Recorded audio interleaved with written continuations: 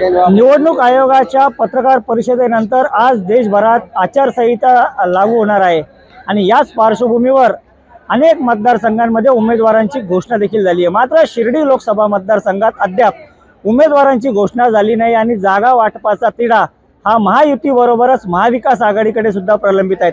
आता आपल्याबरोबर महाविकास आघाडी आणि महायुतीचे पदाधिकारी आहेत। आपण त्यांच्याकडून नेमकं जाणून घेणार आहोत की आज आचारसंहिता लागते, काय नेमकी त्यांची असणार आहे। शिंदे गटाचे पदाधिकारी आपल्याबरोबर आहेत। काय वाटतंय, आज आचारसंहिता लागते, काय कोण उमेदवार राहील, काय रणनीती आहे? शिर्डी लोकसभा मतदारसंघामध्ये गेल्या 10 वर्षाचं विकास कामं जर बघितले तर खासदार सदाशिव लोखंडे साहेब यांनी प्रचंड विकास कामं केलेले आहेत। निळवंडे प्रकल्पाबरोबरच या मतदारसंघामध्ये त्यांनी कोल्ड स्टोरेजचे कामं, प्रत्येक नगरपालिका क्षेत्रामध्ये योग भवन आणि नाविन्यपूर्ण असे जिमचे कामं असतील किंवा कोल्ड स्टोरेज असतील, या सगळ्या गोष्टी केल्यामुळे खासदार लोखंडे साहेबांची लोकप्रियता या मतदारसंघामध्ये चांगली आहे। आणि मात्र तसं पाहिलं तर शिंदे गटातीलच काही पदाधिकाऱ्यांनी त्यांच्या उमेदवारीला विरोध केलेला आहे। काय वाटतंय, उमेदवारी नक्की होईल? प्रत्येक पक्षामध्ये काही नाराज लोक असतात, काही असंतुष्ट असतात, हे प्रत्येक पक्षामध्ये असतं आणि पक्षामधून काही थोडंफार विरोध होणं हे त्या पक्षाच्या संघटनेमध्ये ज्वलंतपणा असण्याचं कारण आहे। आणि त्यांची जरी नाराजी असली तरी ती उमेदवारीनंतर दूर होईल। आम्ही त्यांच्याशी बोलून ती दूर करू, पण त्यांची लोखंडे साहेबांवरती नाही आहे। संघटनेमध्ये किरकोळ कारकोळ अशा काही गोष्टी चालू असतात, ते लवकरच दूर होईल। निश्चितच जर पाहिलं शिंदे गटाचं म्हणणं आहे की सदाशिव लोखंडे जे विद्यमान खासदार आहे यांनाच पुन्हा उमेदवारी मिळेल। आपल्याबरोबर ठाकरे गटाचे, शिवसेनेचे सुद्धा पदाधिकारी आहेत। काय कोण उमेदवार असेल? काँग्रेसने सुद्धा या ठिकाणी दावा केलाय त्यांनाही उमेदवारी पाहिजे, तुम्ही सुद्धा उमेदवार इच्छुक आहात, तुमचा पक्ष, काय वाटतंय कोणाला उमेदवारी मिळेल? भाऊसाहेब वागचौरे आमच्या पक्षाकडून फिक्स झालेले, त्यामुळे भाऊसाहेब वागचौरे सोडून दुसरा विचार पण नाही होणार आणि पक्ष जो निर्णय घेईन त्याच्यावर आम्ही ठाम राहू। आणि भाऊसाहेब वागचौरेचे जे कामं होते ते एकदम चांगले होते, पूर्वी पण 5 वर्ष त्यांनी चांगले कामं केले, पण त्यांना फसवून तो आणतो, त्यांची दिशाभूल करून त्यांना दुसऱ्या पक्षात प्रवेश करायला लावला आणि त्यांची फसवणूक झाली। ते आज पण प्रसार माध्यमामध्ये किंवा पुढे पण जाहीरपणे सांगतात का माझी फसवणूक झाली, मी तिकडे गेलो म्हणून त्यांना परत आम्ही चान्स दिलेला आहे। मात्र तसं जर पाहिलं तर भाऊसाहेब वागचौरे यांनी सुरुवातीला शिवसेना सोडली, त्यानंतर काँग्रेस सोडली, त्यामुळे कुठेतरी पक्ष बदलणाऱ्या व्यक्तीपेक्षा निष्ठावान शिवसैनिकाला उमेदवारी मिळायला हवी होती असं वाटत नाही तुम्हाला? काय राखीव सीट असल्यामुळे निष्ठावान शिवसैनिकांची कमतरता येते आणि आज काय आलं, शिवसेनेमध्ये पण जी फूट पडली त्याचा पण परिणाम भरपूर झाला। विषय पण जी शिवसेना आहे, जे आहे ते निष्ठावंत शिवसैनिक जे जागेवर आहे आणि जे गेले ते तर हे सगळं पुऱ्या महाराष्ट्राने पाहिलं का बुवा ते कसे गद्दारी करून गेले। सदाशिव लोखंडे सुद्धा गद्दारी करून गेले। ज्या माणसाला 17 दिवसात शिवसेनेने उद्धव साहेबांनी खासदार केलं आणि आज तो आणतो मतदारसंघामध्ये जर विचार केला तर त्यांनी त्या उपकाराची परतफेड या पद्धतीने केली। लोखंडे साहेबांनी एक विचार केला, मागच्या वेळेस त्याला शिवसैनिकून आणि पदाधिकाऱ्याकडून, सगळ्या पदाधिकाऱ्यांकडून लोखंडे साहेबांना विरोध होत होता, गावागावात ते पोहोचत नव्हते। आज पण त्यांनी सांगा राहता तालुक्यामध्ये किती गाव आहे आणि किती गावामध्ये ते गेले ते सांगू नाही शकत, हे सगळ्यात मोठं दुर्दैव आहे। काँग्रेसचे पदाधिकारी सुद्धा आपल्या बरोबर आहेत। ज्या पद्धतीने यांनी सांगितलं की सदाशिव लोखंडे गद्दारी करून गेलेत, गद्दारीचा शिक्का आहे। भाऊसाहेब वागचौरेंनी सुद्धा काँग्रेसमधून निवडणूक लढवली होती, त्यानंतर काँग्रेस सोडून ते भाजपात गेले, आज पुन्हा ते शिवसेनेत येतात। तुम्हाला काय वाटतंय, काँग्रेस सुद्धा या जागेसाठी इच्छुक आहेत? उत्कर्ष रुपवते सुद्धा गेल्या अनेक दिवसांपासून मतदारसंघात फिरत आहेत, काय तुमची मागणी? शिर्डी लोकसभा मतदारसंघामध्ये म्हणजे हा तसं पाहिलं तर हा पारंपरिक काँग्रेसचा बालेकिल्ला असलेला हा मतदारसंघ आहे आणि या मतदारसंघामध्ये काँग्रेसचाच दावा आहे। आज देखील काँग्रेस या मतदारसंघामध्ये दावा करून आहे। महाविकास आघाडीच्या इंडियाच्या बैठकीमध्ये सातत्याने चर्चा होत असताना प्रत्येक मिटिंगमध्ये काँग्रेसने या जागेसाठी बाजू लावून धरलेली आहे, परंतु जेव्हा काँग्रेस आणि शिवसेना या जागेच्या संदर्भात चर्चेचा विषय येतो तेव्हा तिथं तो थांबला जातो, अशी माहिती आमच्या कार्यकर्त्यांपर्यंत आहे।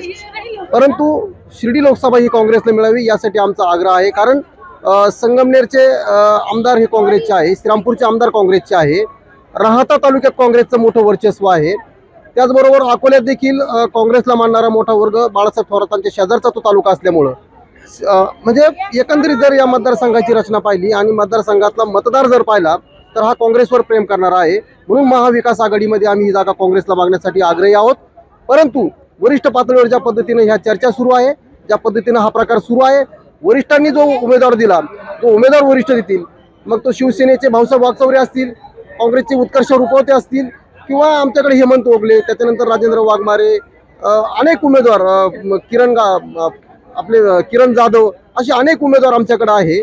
परंतु मेरिटवर ज्याला जास्त लोकप्रियता असेल त्याला ही जागा दिली जाईल. तर जो महाविकास आघाडीच्या वरिष्ठ नेत्यांकडून जो उमेदवार इथे दिला जाईल त्याचं आम्ही काम करू. बाकी लोखंडे साहेबांचा विषय नाहीये. लोखंडे साहेबांच्या विषयी मतदारसंघामध्ये ज्या पद्धतीने रिॲक्शन येतील त्या निवडणुकीच्या निकालानंतर येतील, ते आपण सगळेजण निकालानंतर पाहणार आहोत. निश्चितच पाहिलं तर काँग्रेस पदाधिकाऱ्यांबरोबर जिथं भाजपचे पदाधिकारी सुद्धा आपल्या बरोबर आहेत. शिवसेना शिंदे गटाबरोबर भाजपही या जागेवर हक्क दाखवतोय. त्यांची इच्छा आहे की अनेक कार्यकर्त्यांनी बोलून दाखवली की ही जागा भाजपला मिळावी. काय भूमिका आहे भाजपची आणि लोखंडेंवर ज्या पद्धतीने विरोधक आज आरोप करतायत, काय त्याबद्दल म्हणणं? सर्वप्रथम म्हणजे विरोधकांना काय करावं हे सूचना. त्याच्यामुळे विरोधकांचा विरोध करणं स्वाभाविक आहे. परंतु या देशाच्या कल्याणासाठी, या देशाला विश्वगुरू नेण्यासाठी या ठिकाणी नरेंद्र मोदींचं नेतृत्व आवश्यक आहे. लोकांचा नरेंद्र मोदीवर विश्वास आहे. त्यामुळे या ठिकाणी पक्ष जो देईल त्या उमेदवाराचा आम्ही प्रचार करणार आहोत. खरं तर या ठिकाणी आम्ही कमळ चिन्हाची मागणी केलेली आहे. कमळ चिन्ह मिळालं तर चांगलंच आहे. परंतु जर सदाशिव लोखंडे देखील या ठिकाणी मतदार दिले तर भारतीय जनता पार्टीची मोठी यंत्रणा या ठिकाणी या संपूर्ण मतदारसंघामध्ये आहे. प्रत्येक बूथवर कार्यकर्ते आहे आणि मतदार सगळ्यात महत्त्वाचं म्हणजे मतदार इच्छुक आहे का आम्ही कधी महायुतीला या ठिकाणी मतदान करतो आणि पुन्हा एकदा देशाला परत एकदा नरेंद्र मोदी पंतप्रधान म्हणून बघायला या ठिकाणी जनताच इच्छुक आहे. त्याच्यामुळे बाकीचा कुणाचा या ठिकाणी प्रश्नच नाहीये. अतिशय मोठ्या प्रमाणावर काम झालेलं आहे. याच मतदारसंघात नव्हे तर संपूर्ण देशामध्ये या देशाची अर्थव्यवस्था असेल, या देशाचा या ठिकाणी विकास असेल, या देशाची शेतीवरील कार्य असेल, हे सगळं या ठिकाणी मोठ्या प्रमाणावर या ठिकाणी प्रचंड विकासाचा वेग धारण केलेला आहे. हाच वेग कायम ठेवण्यासाठी या ठिकाणी या मतदारसंघातील देखील मतदार या ठिकाणी नरेंद्र मोदींना पुन्हा एकदा पंतप्रधान करण्यासाठी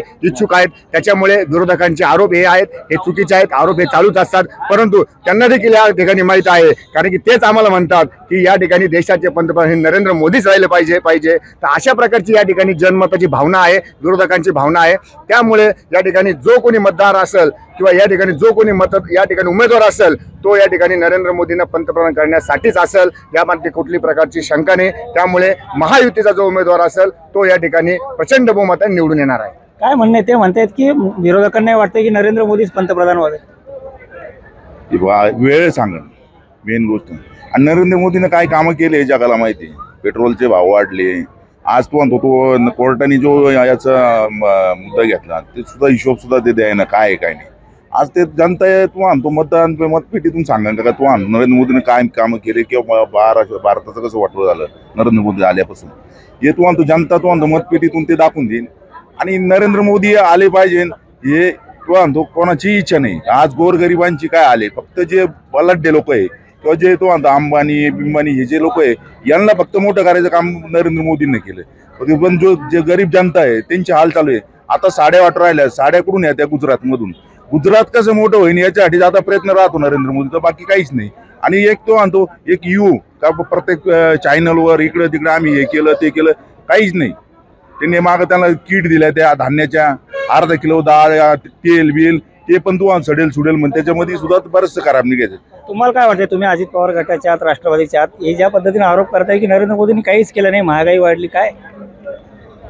नरेंद्र मोदी साहेबांच्या नेतृत्वाखाली आज जे महाराष्ट्रामध्ये जे कामकाज चाललं आहे, राज्याचे मुख्यमंत्री शिंदेसाहेब, त्याचप्रमाणे उपमुख्यमंत्री देवेंद्र फडणवीस साहेब आणि लाडके उपमुख्यमंत्री अजितदादा पवार साहेब विकासाच्या मुद्द्यावर यांनी जे आरोप केलेले आहेत तो कुठल्याच प्रकारचा त्यांनी जो आरोप केलेला आहे तो खोटा आहे. आणि विकास जो चाललेला आहे आणि जे वाटप केलेलं आहे नरेंद्र मोदी साहेब असतील किंवा राज्याचे मुख्यमंत्री असतील तर विकासाच्या मुद्द्यावर यांनी बोलावं असं या ठिकाणी मी म्हणतो. तुम्हाला काय वाटतं? ते म्हणतात की विकासाच्या मुद्द्यावर महाविकास आघाडीनं बोललं पाहिजे, उगाच खोटे आरोप करू नये. महाविकास आघाडी विकासाच्या मुद्द्यावरच निवडणूक लढवणार आहे. परंतु नरेंद्र मोदी साहेबांची जी लोकप्रियतेच्या विषयी आता या ठिकाणी जे काही समजा वक्तव्य झाली, मी अतिशय आत्मविश्वासाने सांगतो नरेंद्र मोदींची लोकप्रियता ही फक्त जाहिरातींच्या माध्यमातून लादण्याचा प्रकार सुरू आहे. टीव्हीला जर जाहिरात सुरू झाली तर लहान मुलं घरातली अक्षरशः हसतात. वयोवृद्ध माणसं मोदींनी लोक वेड्यात काढले असं म्हणतात. म्हणजे या पद्धतीनं जे सुरू आहे, नरेंद्र मोदींची कुठलीही लोकप्रियता नाही, फक्त जाहिराती, प्रचार प्रसार आणि खोटा प्रचार प्रसार यावर हे सगळं सुरू आहे. बाकीचं काँग्रेस, उद्धव ठाकरेंची शिवसेना, त्याचबरोबर शरदचंद्रजी पवार राष्ट्रवादी हे जे तिन्ही पक्ष महाराष्ट्रात महाविकास आघाडी म्हणून कार्यरत झालेले आहे, तर मोठं यश ते संपादन करतील आणि विकासाच्या मुद्द्यावर यश संपादन करतील. ज्या पद्धतीने ते आरोप करतायत की केवळ खोटा प्रचार केला जातो, प्रसार केला जातोय, मोदींनी काहीच कामं केले नाही. विरोधकांचं हे काम आहे की काहीच कामं केलं नाही म्हणायचं काम आहे, परंतु जनतेला देशातल्या जनतेला सगळं माहिती आहे की नरेंद्र मोदी यांनी गेल्या 10 वर्षामध्ये जे महत्त्वपूर्ण निर्णय घेतलेले आहेत ते देशाच्या दृष्टीने अत्यंत महत्त्वाचे. 370 कलम असेल किंवा CA कायदा असेल, आणि देशाची सुरक्षितता आणि देशाचं वजन हे परदेशात देखील दुसऱ्या देशांमध्ये देखील वाढवलेलं आहे. कुठल्याही बाकीच्या देशांना की भारताकडे वाकड्या नजरेने बघण्याची हिंमत आता राहिलेली नाही. इतक्या चांगल्या पद्धतीने त्यांनी या देशाचं प्रतिनिधित्व संपूर्ण जगामध्ये केलेलं आहे. आणि म्हणून नरेंद्र मोदी प्रत्येक घराघरामध्ये, प्रत्येकाच्या मनामनामध्ये नरेंद्र मोदीच या देशाचे पंतप्रधान व्हावेत, आणि तेच आज सक्षम उमेदवार आहेत, सक्षम आहेत, एवढंच मला सांगणं आहे. बाकी काही नाही. हे बाकीचे विरोधक बोलत राहणारे काही कामं केले नाहीत, हे झालं नाहीत, परंतु महाविकास आघाडीकडं आज देशाला नेतृत्व देण्या इतपत कोणीही नेता त्यांच्याकडे नाही आहे. महाविकास आघाडीकडे कोणताही नेता नाही जो देशाला नेतृत्व देईल, असा आरोप आता महायुती करते. काय याच्यावर उत्तर? हे संपूर्णपणे चुकीचं आहे. उद्धव साहेब ठाकरे, राहुल गांधी, त्याचप्रमाणे शरदचंद्रजी पवार साहेब हे महाराष्ट्राला तर नेतृत्व देऊ शकतात, पण देशाला नेतृत्व देणार आहेत.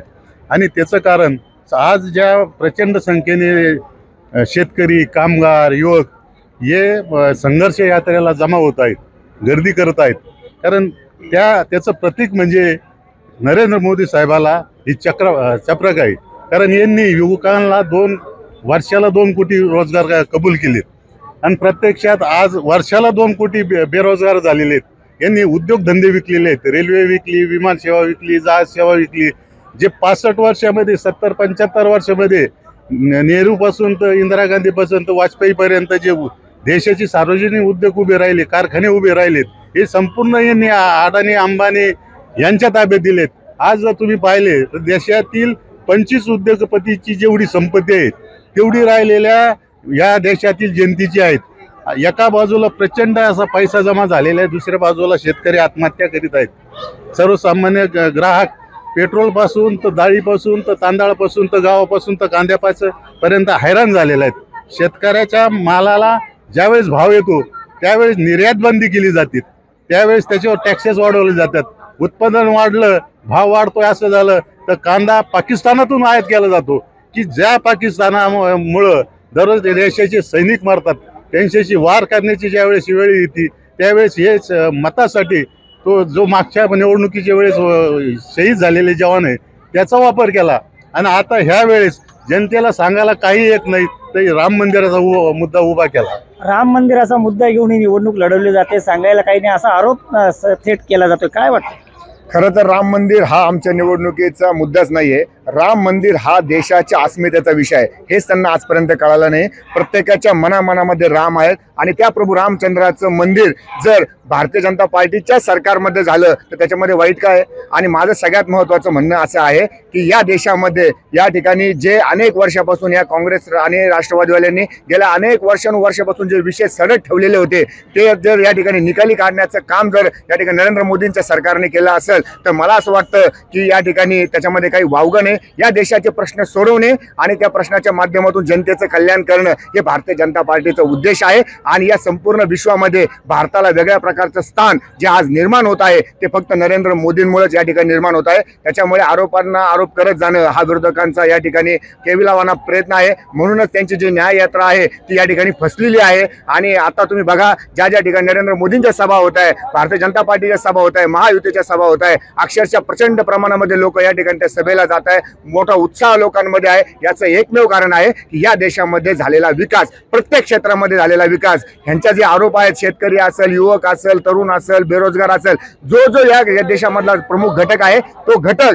या ठिकाणी विकास स्तरावर पोहोचलेला आहे. या देशाची अर्थव्यवस्था जी आहे ती फक्त 3.5 ट्रिलियन होती, ती 7 ट्रिलियन करण्याचं मोठं उद्देश कोणी ठेवलं? नरेंद्र मोदींनी ठेवलं. हा सगळा जो विषय आहे मोठा विषय आहे. आर्थिक व्यवस्था असेल, या ठिकाणी परदेशी धोरण असेल, हे सगळ्या धोरणामध्ये भारतीय जनता पार्टीची पॉलिसी यशस्वी झालेली आहे. आणि त्यामुळे या देशातील जनता, स्वतः जनता म्हणते आणि काँग्रेसवाले देखील म्हणताय अबकी बार 400 बार. त्यामुळे नरेंद्र मोदी या देशाचे पंतप्रधान होणार हे या ठिकाणी काळ्या दगडावरची रेघ आहे. शेवटचा प्रश्न, अबकी बार 400 पार ही घोषणा भाजपने दिलेली आहे, तुम्हाला काय वाटतं? अबकी बार 400 पार नाही, अबकी बार भाजपा हद्दपार ही घोषणा आज भारतभर, संपूर्ण भारतामध्ये भारतातले नागरिक देत आहे. आणि भारत जोडोचा विषय निघाला म्हणून भारत जोडो यात्रेला उत्स्फूर्तपणे लाखोच्या संख्येने लोक सहभागी होत आहे. हे कुणीही नाकारू शकत नाही. फक्त मीडियाच्या डोक्यावर नागासारखे बसलेले भारतीय जनता पार्टीचे लोक हे दिसू देत नाही. प्रत्यक्ष मात्र परिस्थिती वेगळी आहे. लोक सहभागी होत आहे आणि देशाच्या पंतप्रधान पदासाठी उमेदवार विरोधकांकडे नाही, ही जी त्यांनी या ठिकाणी टीका केली तर हे अत्यंत खोटं आहे. भारतीय जनता पार्टीकडे फक्त एकच चेहरा आहे, परंतु इंडिया आघाडीकडे अनेक चेहरे आहेत. म्हणजे देशाचा कारभार चालवण्यासाठी इंडिया आघाडीकडे अनेक चेहरे आहेत. असं असताना एक चेहरा त्या ठिकाणी जर तुम्ही जाहीर केला तर त्याची आवश्यकता वाटत नाही. पण तुम्ही जर मोदींचा चेहरा जाहीर केला नाही तर भारतीय जनता पार्टी देशात औषधाला सुद्धा सापडणार नाही. म्हणून हे सगळं सुरू आहे. निश्चितच जर पाहिलं तर आचारसंहिता आज लागेल, निवडणूक आयोगाची पत्रकार परिषद होईल आणि त्यानंतर आचारसंहिता लागेल. मात्र शिर्डी लोकसभेत अद्यापही उमेदवारांची घोषणा झालेली नाही आहे आणि त्यापूर्वीच कुठेतरी आता महायुती असेल, महाविकास आघाडी असेल यांच्यातील आता संघर्ष सुरू झाला आहे. त्यामुळे उमेदवारी जाहीर झाल्यानंतर शिर्डी लोकसभेचं जर निवडणुकाचं रणशिंग आहे ते अधिक आक्रमकपणे फुंकलं जाईल यात शंका नाही. नितीन ओझा, एबीपी माझा, शिर्डी. एबीपी माझा, उघडा डोळे बघा नीट.